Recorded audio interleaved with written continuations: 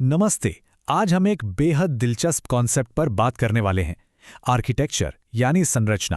अब जब भी हम आर्किटेक्चर शब्द सुनते हैं तो अक्सर हमारे दिमाग में बड़ी बड़ी इमारतें या पुल आते हैं, है ना?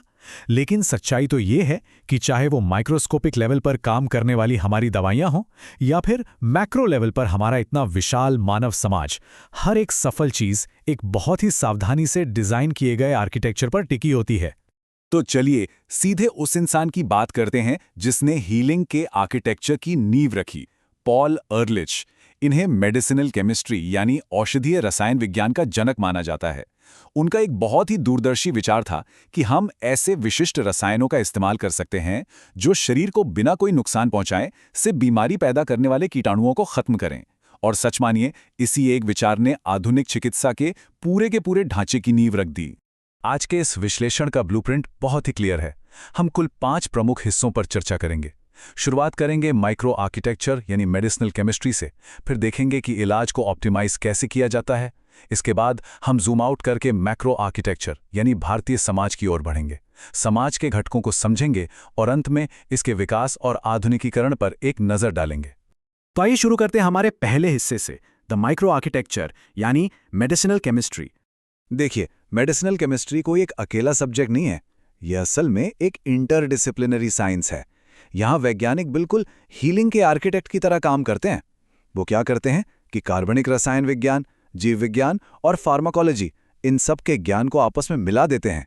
मकसद बीमारियों के इलाज के लिए सुरक्षित और असरदार दवाइयाँ बनाना। ये काम बिल्कुल किसी भव्य इमारत का एकदम सटीक नक्शा बनाने जैसा ही है। अब इस दवा की खोज की प्रक्रिया काम कैसे करती है? सबसे पहले वैज्ञानिक उन टारगेट प्रोटीन्स की पहचान करते हैं जो किसी बीमारी के लिए जिम्मेदार हैं। जब टारगेट मिल जाता है तब खोजे जाते हैं हिट्स और लीड कंपाउंड्स। आप इन लीड कंपाउंड्स को किसी भी नई दवा का शुरुआती ब्लूप्रिंट समझ सकते हैं। और फिर अंत में इन मॉलिक्यूल्स को सिंथेसाइज और ऑप्टिमाइज किया जाता है ताकि दवा का असर और भी ज्यादा दमदार हो सके। और यहीं से हम अपने दूसरे हिस्से की ओर बढ़ते हैं, ऑप्टिमाइजिंग द क्योर। अब यहाँ जो सबसे दिलचस्प बात है वो ये है कि जब ब्लूप्रिंट तैयार हो जाता है तो उसे परफेक्ट बनाने के लिए ADME ऑप्टिमाइजेशन प्रोसेस का होना बेहद जरूरी है। ADME का मतलब है एब्जॉर्प्शन, डिस्ट्रीब्यूशन, मेटाबॉलिज्म और एक्सक्रीशन। ये प्रोसेस इस बात की गारंटी देता है कि दवा शरीर के अंदर बिल्कुल सही तरीके से नेविगेट करे। मतलब दवा अच्छे से शरीर में अवशोषित हो, सही जगह पर पहुंचे, उसका चयापचय सही से हो और फिर वो सुरक्षित रूप से शरीर से बाहर भी निकल जाए। इससे दवा का असर मैक्सिमम होता है और शरीर को कोई टॉक्सिसिटी या नुकसान नहीं पहुंचता। इन दवाओं को और भी बेहतर बनाने के लिए वैज्ञानिक कई कमाल की तकनीकों का इस्तेमाल करते हैं। वो SAR या QSAR यानी स्ट्रक्चर एक्टिविटी रिलेशनशिप का बारीकी से विश्लेषण करते हैं ताकि दवा की ताकत को बढ़ाया जा सके। इसके साथ ही रासायनिक स्थिरता भी बढ़ाई जाती है जिससे टॉक्सिक प्रभाव कम से कम हों। और इन सब के लिए कंप्यूटेशनल केमिस्ट्री और टॉक्सिकोलॉजी जैसी एडवांस तकनीकों का सहारा लिया जाता है। इस पूरी मेहनत का सिर्फ एक ही लक्ष्य है कि दवा हमारे शरीर के रिसेप्टर्स और एंजाइमों के साथ बिल्कुल परफेक्ट तरीके से अलाइन हो जाए। खैर, यहाँ आकर एक बहुत ही गहरा सवाल उठता है।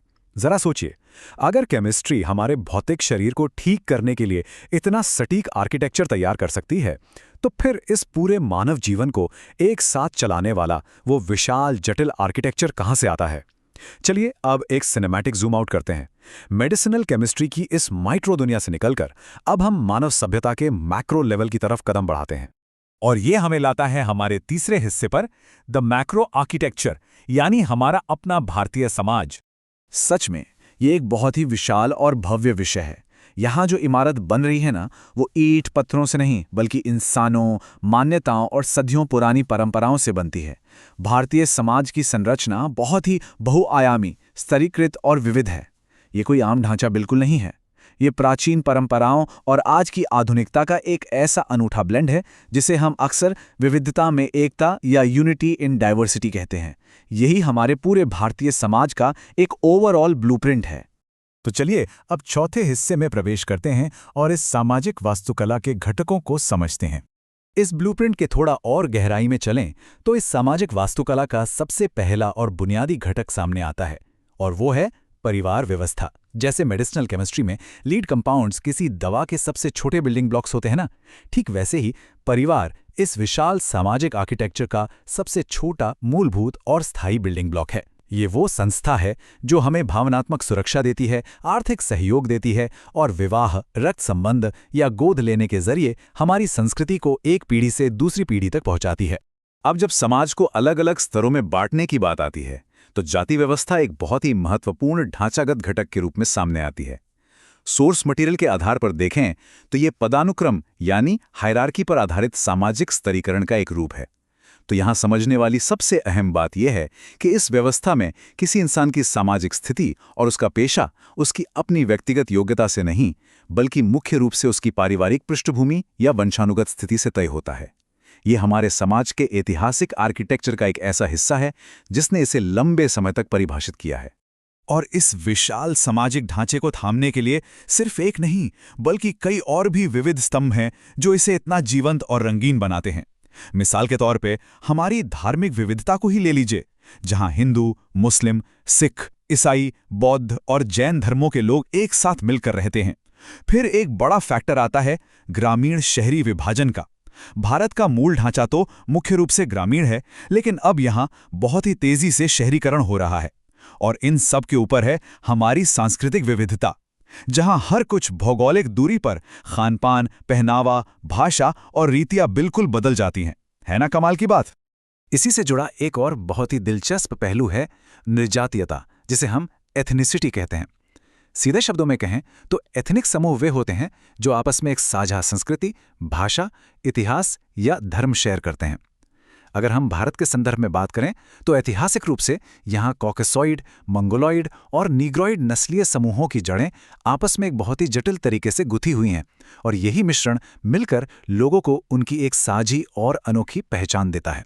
अब हम अपने चर्चा के अंतिम और 5वें हिस्से पर आते हैं, इवोल्यूशन एंड मॉडर्नाइजेशन। यहाँ दोनों चीज़ों में एक बहुत ही गजब की समानता है, और ये चीज़ बहुत ही शानदार तरीके से दर्शाती है कि जिस तरह वैज्ञानिक किसी बीमारी के परफेक्ट इलाज के लिए दवा की संरचनाओं को लगातार ऑप्टिमाइज करते रहते हैं, बिल्कुल उसी तरह हमारा ये विशाल भारतीय समाज भी कोई स्थिर या रुका हुआ ढांचा नहीं है। शिक्षा, औद्योगिकरण और वैश्वीकरण जैसे कैटलिस्ट्स यानी उत्प्रेरकों की वजह से ये समाज बहुत तेजी से बदल रहा है और खुद को आधुनिक समय के हिसाब से अपग्रेड कर रहा है। इस ढांचागत बदलाव को अगर समझना हो तो इसका एक बहुत ही सीधा और स्पष्ट उदाहरण है हमारे परिवार। जहां पहले पारंपरिक संयुक्त परिवार यानी जॉइंट फैमिलीज हमारे समाज का मुख्य आधार हुआ करते थे, वो अब तेजी से एक आधुनिक संक्रमण के दौर से गुजर रहे हैं। आज के समय में ये बड़ी संरचनाएं बदलकर छोटे और एकल परिवारों यानी न्यूक्लियर फैमिलीज का रूप ले रही हैं। ये एक बहुत ही जीवंत और चल रहा बदलाव है जिसे हम सब अपने आसपास देख सकते हैं। और बात सिर्फ परिवारों तक ही सीमित नहीं है, समाज के गहरे मूल्य और सोच भी बदल रही है। एक तरफ हमारे पास वो ऐतिहासिक ढांचे हैं जो पीढ़ियों से चली आ रही वंशानुगत भूमिकाओं और ग्रामीण जीवन पर टिके हैं, और दूसरी तरफ हमारे सामने आधुनिक मूल्य हैं जैसे व्यक्तिगत आज़ादी और बहुत तेजी से बढ़ता हुआ शहरीकरण। लेकिन यहाँ सबसे दिलचस्प बात क्या है, वो ये कि आज ये पुरानी परंपराएं और आधुनिक मूल्य एक दूसरे से लड़कर खत्म नहीं हो रहे हैं, बल्कि एक साथ कंधे से कंधा मिलाकर चल रहे हैं। और यही चीज एक बेहद डायनामिक और हमेशा इवॉल्व होने वाली वास्तुकला को जन्म देती है। तो अब जरा सोचिए, जैसे जैसे वैज्ञानिक हीलिंग के इस माइक्रो आर्किटेक्चर को लगातार और भी बेहतर बनाते जा रहे हैं, और दूसरी तरफ आधुनिकीकरण हमारे समाज के इस विशाल मैक्रो आर्किटेक्चर को एक नया रूप दे रहा है, ऐसे में एक बहुत ही बड़ा और अहम सवाल हमारे सामने आकर खड़ा हो जाता है। मानव अस्तित्व के ये मूलभूत बिल्डिंग ब्लॉक्स, फिर चाहे वो एक सूक्ष्म रसायन हो या हमारा इतना विशाल सामाजिक ढांचा, आखिर ये भविष्य में अपने सर्वाइवल के लिए खुद को और किस किस तरह से बदलेंगे? ये सोचने वाली बात है ना? इसी विचारोत्तेजक सवाल के साथ हम आज का ये विश्लेषण यहीं खत्म करते हैं।